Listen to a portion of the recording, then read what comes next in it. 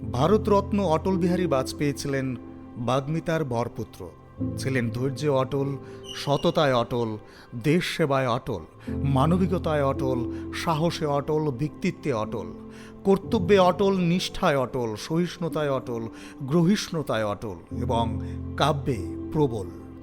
সাফল্যের শিখরে পৌঁছেও কবি অটল বিহারী খুব সহজেই লিখলেন, মেরে প্রভু মুঝে ইতনি ऊंचाई कभी मत देना, गैरों को गले ना लगा सकूं, इतनी ऊंचाई कभी मत देना। দেশের প্রতি নিবেদিত মানুষটি বলিষ্ঠ কণ্ঠে বলেছিলেন, हम जिएंगे तो इस भारत के लिए, मरेंगे तो इस भारत के लिए, और मरने के बाद भी गंगा जल में बहते हुए हमारी अस्थियों को कोई कान लगा के सुनेगा तो एक ही आवाज आएगी, भारत माता की जय। আগামী 25 এবং 26শে ডিসেম্বর তার জন্মদিনকে কেন্দ্র করে উদয়পুরের রাজর্ষি কলাক্ষেত্রে অনুষ্ঠিত হবে অটল কবিতা ও সাহিত্য উৎসব। বাংলা সহ 25টি ভাষার কবি ও সাহিত্যিক অংশ নেবেন এই উৎসবে।